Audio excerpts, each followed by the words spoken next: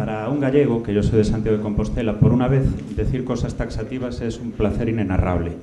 Tenemos fama los gallegos de nunca decir, ni afirmar, ni no negar. Si nos preguntaran si en Madrid hace calor o hace frío, posiblemente diríamos, hombre, calor no hace.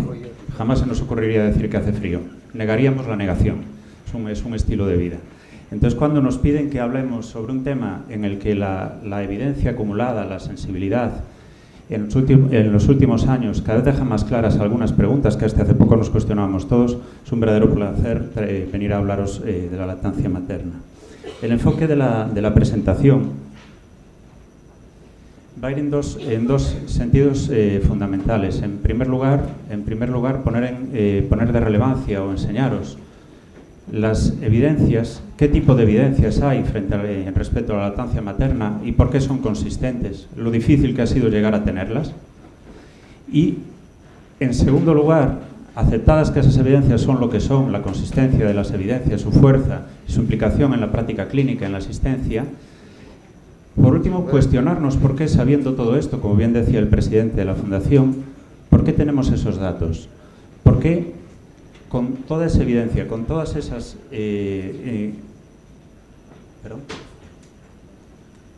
con toda esa cantidad de instituciones, de apoyo, de sensibilidad progresiva de los profesionales, ¿por qué tenemos unos datos así? ¿Somos, como conjunto social, tan malos en todo? Quiero decir, tenemos datos como estos en otras áreas que también interesan a la salud. Y si no los tenemos, ¿qué está sucediendo? Una cosa respecto a la otra. Bien, yo os decía que me llamo Luis Sánchez Santos, soy pediatra de atención primaria. Desde hace poco no debía encontrar a nadie peor y me han dicho que colabore con la Universidad de Santiago de Compostela y estamos dando clase. En concreto, además, es unas clases muy satisfactorias porque es con residentes de segundo año de matronas. También formo parte de la Sociedad Española de Pediatría Extrahospitalaria de Atención Primaria y no tengo ningún conflicto de interés relevante en relación con lo que voy a decir a continuación.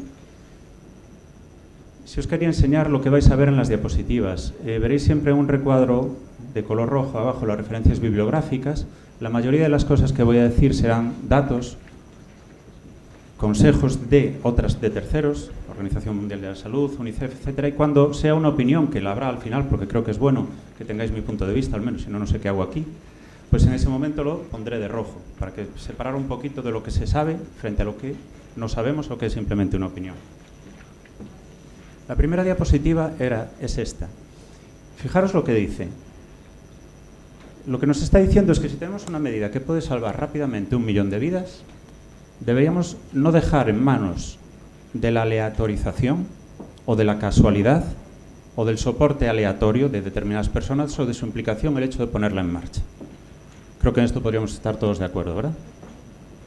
Además hay otra cosa más, y eso los pediatras y a los que trabajáis con niños, vamos a hablar siempre de equipo, aunque yo circunstancialmente sea pediatra, nos pone un poquito de los nervios, que los niños siempre aparecen como el último de las preocupaciones de la administración. No sé vuestra sensación, los que trabajáis con niños.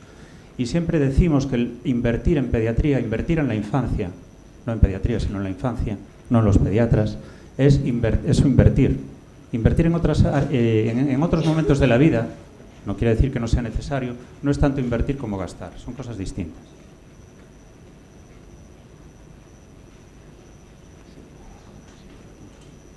No sé si se me oye bien ahora atrás. Lo que me preocupa es... Bueno, imagino que sí. Lo que os decía, este trabajo es un trabajo publicado en Lancet, el año 94, cuando aún todavía las evidencias respecto a la lactancia materna no eran demasiado robustas. Pero, sin embargo, ya apostábamos por todo eso. Decís, seguramente estáis pensando muchos de vosotros, ¿pero qué está diciendo? ¿Cómo que en el año 94 las evidencias no eran muy robustas? Permitidme que vaya un poquito para adelante. Objetivos. Primero haremos una foto de la lactancia materna en España y la compararemos con un país de nuestro entorno.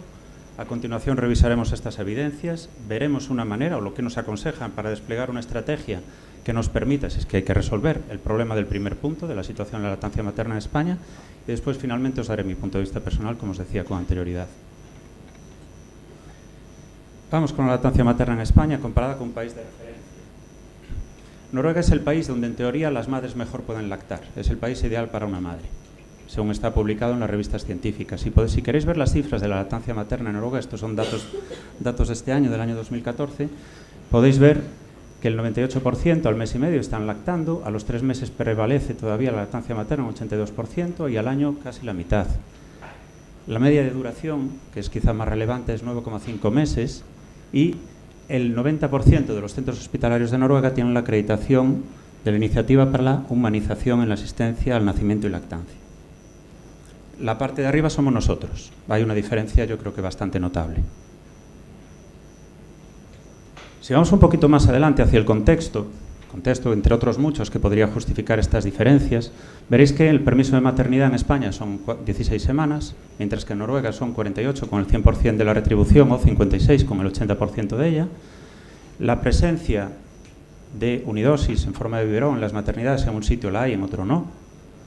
El permiso de paternidad en un sitio está de 13 días, en otro de 56. Cuando hablo de permiso de paternidad digo para el padre, no días que pueda entregar la madre al padre. Y finalmente, como os decía antes, solo un 3% de los hospitales españoles acreditados con la acreditación IHAN, y el parto en Noruega, y esto yo creo que es importante, es que está centralizado la mayoría de los partos, el 95% de ellos, en 3 hospitales, con lo cual es más fácil gestionar este tema. Bueno, si no hubiera evidencias de que una cosa es mejor que la otra, tampoco tendría mucho sentido que os contara lo anterior, ¿verdad? Si fuera da igual lo que pasa en Noruega que lo que pasa en España en el asunto que nos interesa, tampoco sería muy importante de dar estos datos. Entonces vamos a ver, aunque después de lo que dijo el presidente parece claro que no es lo mismo una cosa que la otra, vamos a ver por qué lo decimos, y lo decimos diciendo que hay evidencias científicas detrás. Una cosa muy importante, cuando yo vengo en la parte de mi trabajo diario, hacemos investigación clínica, asistencial, no investigación básica. Y cuando uno hace ensayos clínicos, los pone en marcha, se tiene que formular una pregunta básica, que después dará lugar a un título del trabajo. Y la pregunta básica los anglosajones le llaman PICO, y está formulada de la siguiente manera. Tienes que definir el paciente, tienes que definir la intervención, tienes que definir con quién lo vas a comparar y tienes que definir las variables, los outcomes, lo que tú vas a medir. Sería la pregunta PICO. Entonces, ¿cuál sería nuestra pregunta consistente respecto a la lactancia materna? Para tener datos consistentes, serían pacientes recién nacidos que reciben alimentación exclusiva con lactancia materna comparados a aquellos que reciben alimentación con leche adaptada. Hay diferencias significativas en puntos suspensivos. Os he puesto 4 ahí, pero podemos poner muchísimas más. Esa sería la pregunta. Si vosotros quisierais empezar hoy un ensayo clínico con esta formulación, ningún comité de ética lo aprobaría. ¿Os dais cuenta? Porque hay muchos datos de estudios epidemiológicos, no ensayos clínicos, no controlados, que nos dicen que una medida es muy distinta a la otra. Por lo tanto, no sería ético aleatorizar a las personas en 2 grupos cuando las 2 medidas han demostrado en muchos trabajos que son diferentes. ¿Me seguís, verdad? Pero, sin embargo, en el año 2001, en JAMA sale publicado este trabajo, el PROVID Trial, que la verdad es que este hombre, Kramer, y su equipo tuvieron una idea muy original. Y la idea es la siguiente. En lugar de aleatorizar la intervención, y veréis que no es exactamente una pregunta PICO en relación con la lactancia materna, la intervención fue promocionar la lactancia materna. Y lo que hicieron fue escoger maternidades en Bielorrusia, donde las poblaciones eran homogéneas respecto al resto de factores de confusión. Edad, nivel social, nivel cultural, etcétera, etcétera. ¿Qué sucedió? Que X meses después, la pregunta principal del ensayo, que sería si aumentaba la tasa y la duración de la lactancia materna, había una diferencia muy importante en los hospitales donde se promocionó respecto a los hospitales donde no, y a partir de ahí hicieron un seguimiento de ambas cohortes de recién nacidos, y los datos son los que nos han ido mostrando evidencias de un ensayo aleatorizado y casi controlado, porque la intervención principal no era la lactancia, sino la promoción, y de ahí es donde tenemos los datos fundamentales que vamos a decir a continuación cuando hablemos de evidencias. A partir de ese año, del año 2001, se planificaron muchos más ensayos clínicos con este perfil, con lo cual los datos cada vez son más abrumadores y se le pueden atribuir a la lactancia materna. ¿Me seguís? Un estudio epidemiológico te sirve normalmente para plantearte preguntas. Un ensayo clínico te sirve para contestar si esa intervención tiene ese efecto, si está bien diseñado. Bien, después de todo este rollo, pero yo creo que era pertinente decirlo, además me parece que es importante porque es lo que le da consistencia a lo que viene después, y es una forma de mirar los resultados cuando aparecen las PES famosas, que a veces nos vuelven locos, ¿verdad? Si tiene 001, 00, hay que saber cómo se hizo, qué se preguntó y con qué paciente se hizo. Pues aquí tenemos unos cuantos datos.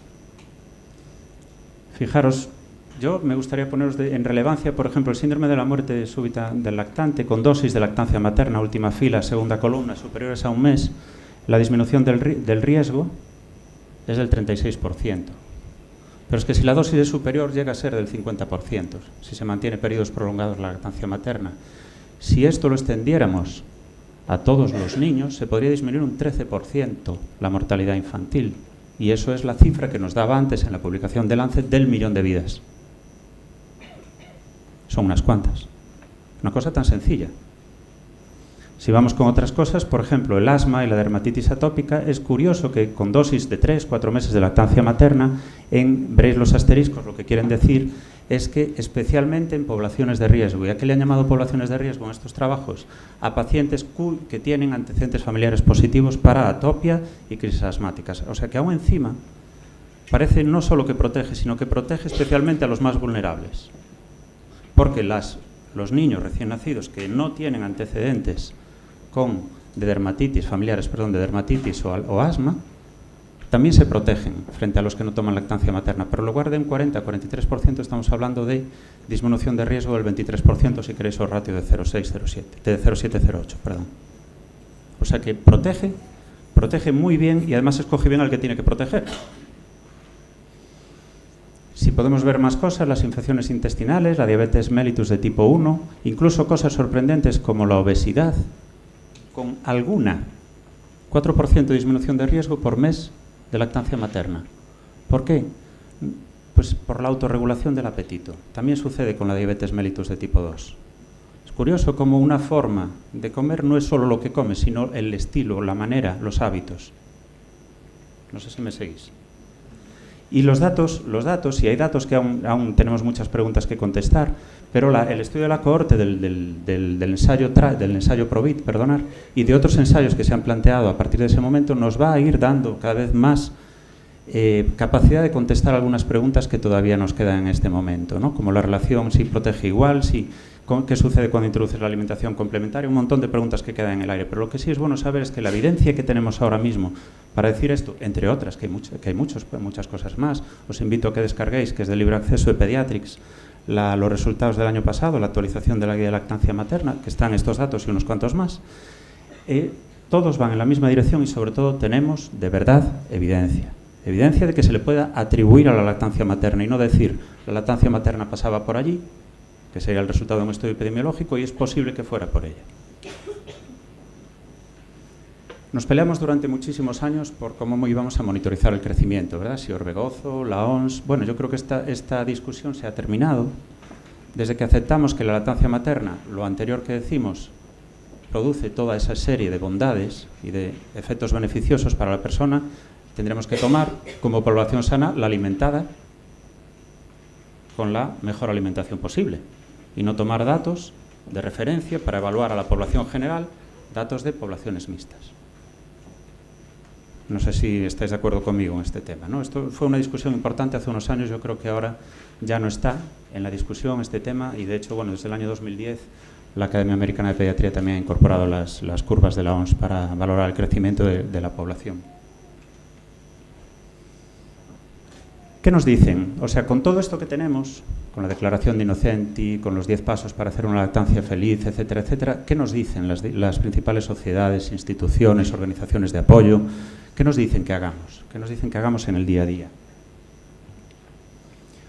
Esto lo conocéis de sobra, lo dijo antes el presidente y como cuando está mi jefe, siempre digo que cuando habla el jefe uno tiene nada más que decir, pues si está el presidente yo tampoco debería decir nada más respecto a los 6 meses de lactancia exclusiva, prolongarla hasta el año y si fuese posible y la familia quiere, pues ¿por qué no más allá del año? Esto creo que estaríamos todos de acuerdo en este sentido. Pero si hay algunas preguntas que seguramente os hayáis planteado en alguna ocasión, os hayan trasladado al equipo que atiende a la familia, que es otro equipo también, sobre qué hacer en determinadas circunstancias. Os he traído 4, entre otras. Yo, como os decía al principio, este trabajo ha sido muy fácil porque es recopilar lo que ya se sabe y darle una orientación. Para un gallego esto es una verdadera gozada. Colecho sabéis lo que es, ¿verdad? Pues lo tenéis ahí, la cama familiar, si lo preferís decir de una manera que no sea un palabra y que venga en el diccionario, pues en lugar de decir colecho le llamaríamos cama familiar. Fijaros que en la India es llamativo que el 93% de niños entre 3 y 10 años, las familias practican el colecho entre el 93% de niños entre 3 y 10 años. Y después vienen las cosas. ¿Cómo recomendamos a las familias respecto al colecho? Si sabemos que la forma más segura que puede prevenir el síndrome de muerte súbita del lactante en más del 50% de los pacientes es dormir así, ¿verdad? Boca arriba, cerca de los padres, en la cuna, etc. Y además la lactancia materna también protege, como vimos anteriormente, del síndrome de la muerte súbita del lactante. Sin embargo, el colecho no protege del síndrome de la muerte súbita del lactante. ¿Qué hacemos entonces? Pues parecería razonable que en los pequeñitos, menores de 3 meses, donde el riesgo es mayor, pues no recomendar el colecho, y después en determinadas circunstancias, evidentemente, si el colchón es muy blando y favorece que el niño se pueda embutir en él, si los padres consumen tóxicos, si los padres están agotados con una depresión postparto, nada más llegar a casa, yo creo que ese no es el mejor momento. No sé si estaréis de acuerdo conmigo o no, pero eso es, como decimos en Galicia, de sentidiño. Sentidiño, por Dios. Y después sí que es cierto si hay uso de fármacos, sobre todo que puedan afectar al nivel de conciencia o de la reactividad de los padres, ¿no? Se trata de estar atentos, no de desperdigarse. Otra situación curiosa es la prematuridad. Yo antes en la diapositiva que os ponía los datos de los ensayos clínicos, entre comillas ensayos clínicos, por recordar que la intervención no era exactamente la lactancia materna, os decía que ponía unas cuantas enfermedades, pero no ponía nada de los prematuros. Lo he preferido poner aquí para ponerlo en una diapositiva específica. Sí que sabemos que tiene menor incidencia retinopatía grave, sepsis y enterocolitis necrotizante. Y después también que tiene mejores resultados en la capacidad cognitiva, cantidad de sustancia blanca y volumen cerebral total. Y la dosis no está definida, aunque lo que quiere decir que no está definida es que no sabemos si 1 mes, 2 meses, 3, 4 meses, dónde están las diferencias, ¿vale? No tenemos un N potente. ¿Cuál es la recomendación? Pues a los prematuros alimentarlos con lactancia materna. Si no es posible, sacar la leche de la madre, y si no es posible, será mejor leche de donante. Menores de 1500 grados, enriquecerla un poco para complementar algunas necesidades que tienen específicas. Y después es bueno saber, y esto no vale solo para los prematuros, vale para todos, que un congelador profesional podría conservarse mucho, mucho tiempo. Fijaros la segunda empezando por abajo, casi 6 meses. Un congelador de casa, como los que tenemos congelador, se podría incluso conservar 2 semanas y como mucho 3-4 meses en función de la capacidad frigorífica, básicamente la temperatura y del control de la temperatura. Todos los que os dedicáis a enfermería aquí sabéis que controlar las oscilaciones de temperatura es muy importante, ¿verdad? Y refrigerada, o sea, en el frigo, podría estar hasta 4 días. Esto da margen más que de sobra para poder utilizar la leche materna si la madre está dispuesta y se le apoya lo suficiente para resolver sus inquietudes y dudas, que va a tener muchísimas. Después hablaremos sobre eso. Chupete. Bueno, antes de empezar a chupar de donde no toca, dejemos que primero chupe de donde toca. Eso es lo que pone la primera.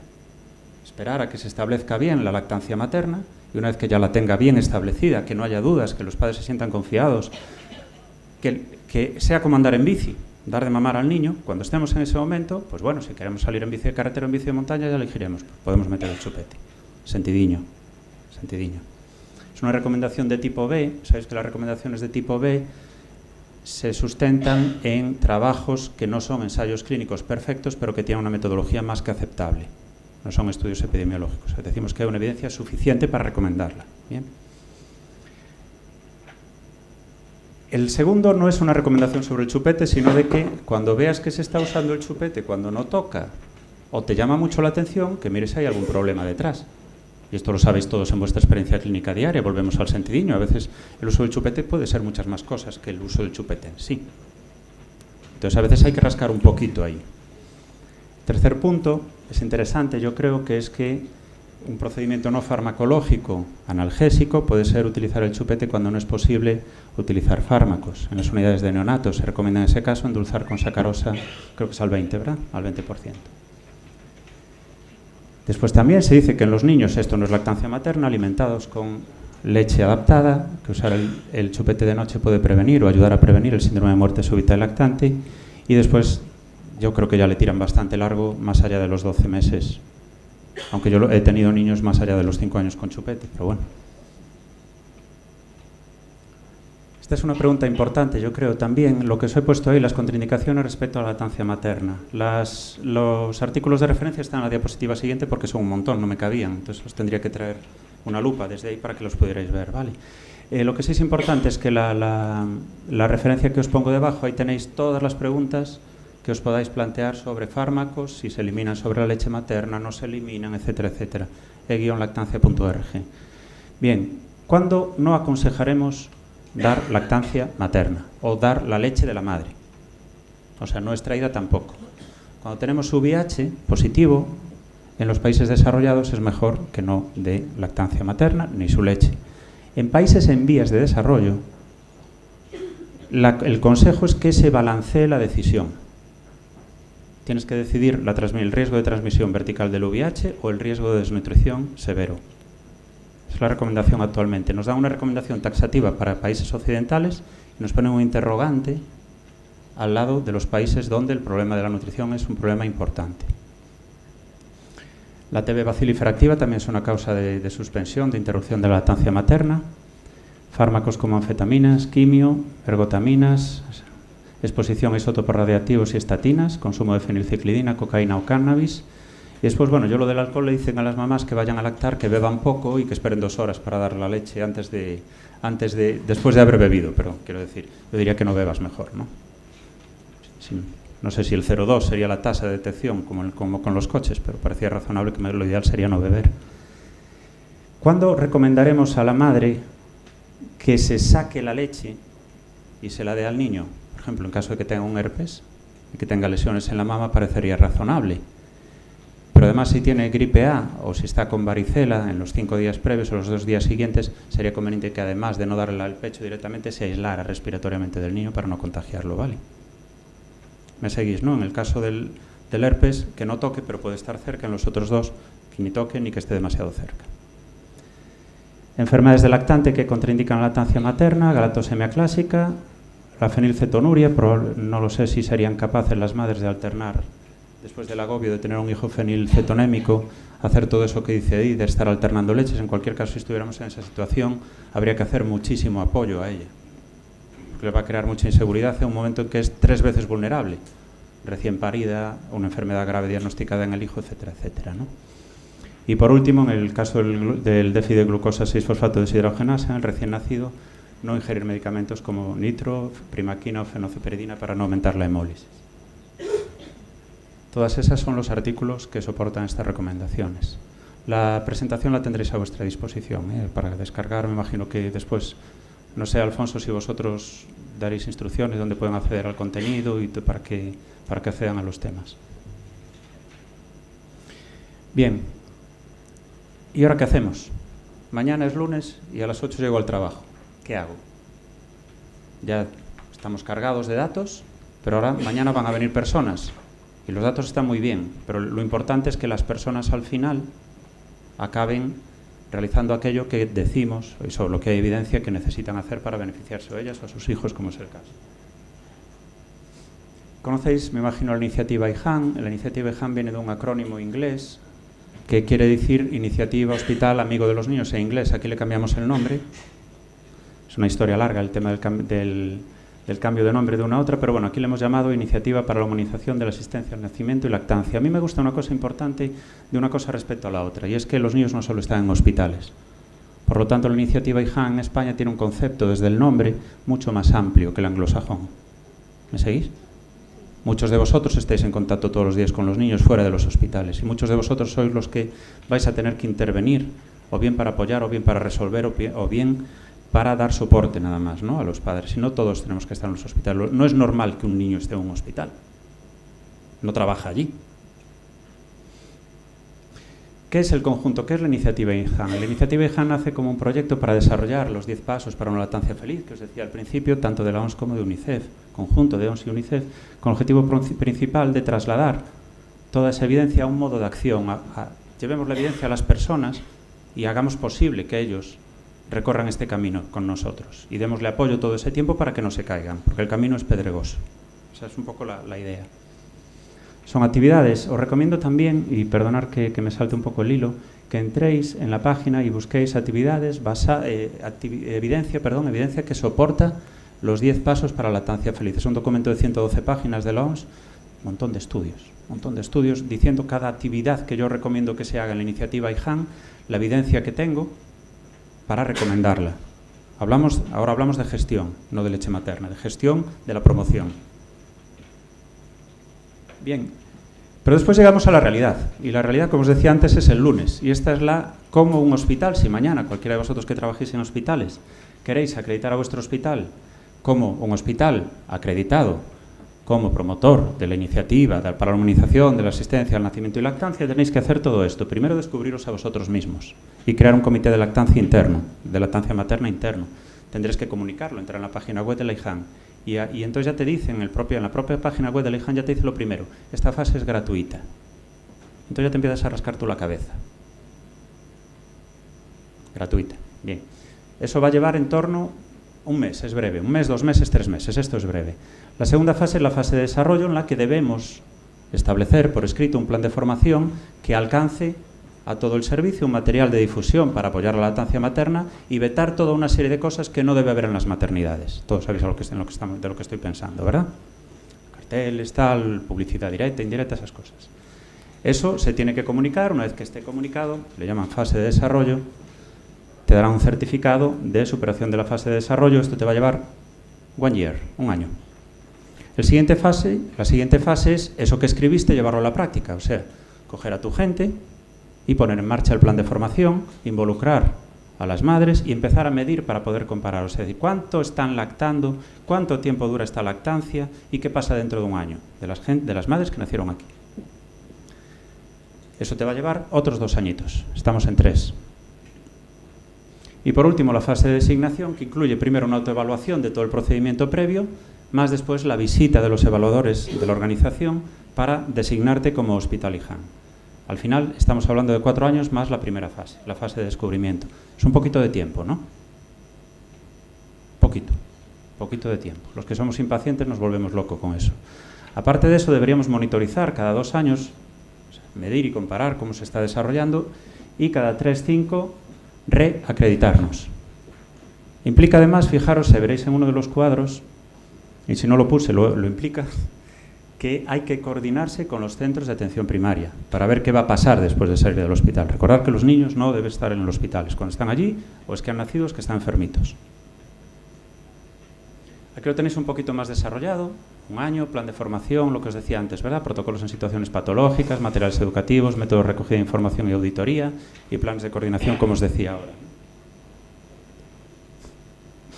La fase de difusión, 2 años, cursos de formación, supervisar prácticas del personal y fase de designación para acreditarte como el hospital. El centro se autoevalúa y, por último, vienen desde fuera. Esto sucede un poco como las autoevaluaciones o el proceso de acreditación de calidad CFQM, es algo parecido, ¿vale?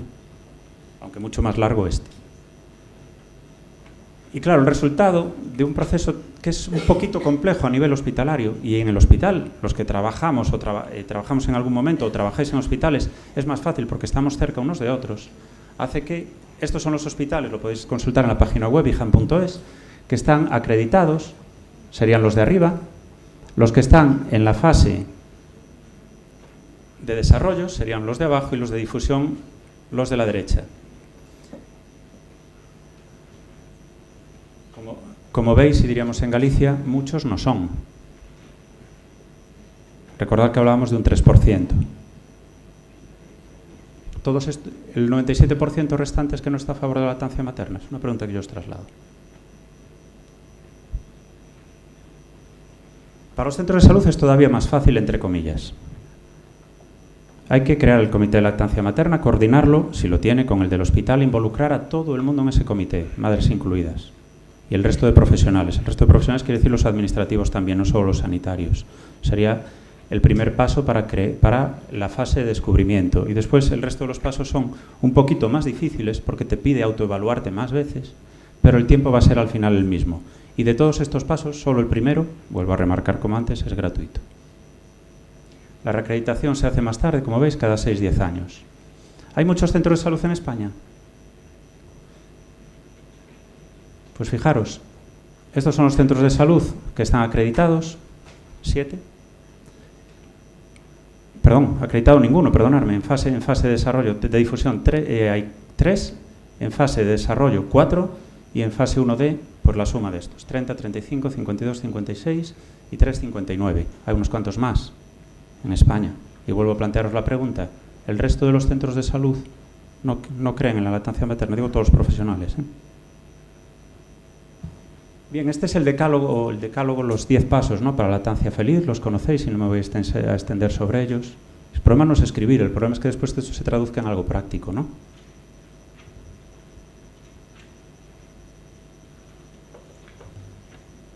¿Y cómo ponerlo en marcha? Tenemos claro que los primeros 6 meses daremos leche materna y si no, lo ideal sería de donante, alimentación complementaria no antes de los 6 meses, prácticas perinatales, contacto piel con piel desde el principio, posponer el resto de tomas hasta que haga la primera toma, se pueden posponer, toda una serie de rutinas que se hacen con los recién nacidos. Utilizar programas estructurados de promoción, es una recomendación sobre la que hay suficiente evidencia, hacer una visita prenatal, no sabemos si eso es bueno o no, que los profesionales sepan de lo que hablan tampoco estaría de más, apoyar al niño y a los padres, ver cómo lo hacen, por si tienen alguna dificultad. Esto es, vuelvo a lo mismo, es sentidiño, solo que es sentidiño refrendado por la evidencia. Y después alguna cosa que sí puede ser útil, en el sentido que igual pues no lo conocéis o no lo habéis pensado, tal, respecto a la transición de la lactancia materna exclusiva a la alimentación complementaria, ¿no?, que es introducir primero todo aquello que no interfiera con la lactancia, la fruta, etcétera, etcétera, me seguís, ¿no?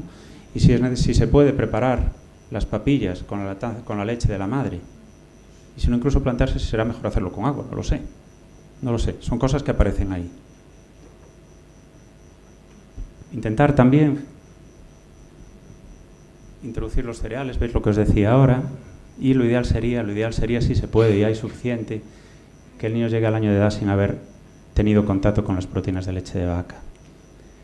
Tiene que haber para hacer todo lo que pone aquí, tiene que haber un soporte no solo de un profesional, sino de toda una sociedad detrás, para que a la madre no le parezca que está faltando al trabajo, sino que está aportando algo a la sociedad. Es un punto de vista un poquito distinto, ¿no? Y si os quería ahora trasladar mi opinión personal, es que si no digo mi opinión una vez que no podía, que he venido a decirla. Bien, yo creo que este es un punto de vista, como os decía, está en rojo, porque sobre esto no hay ninguna evidencia, pero es un punto de vista de muchos años de trabajo, que es la anticipación es básica para no tener que resolver problemas. No sé lo que pensáis en esto.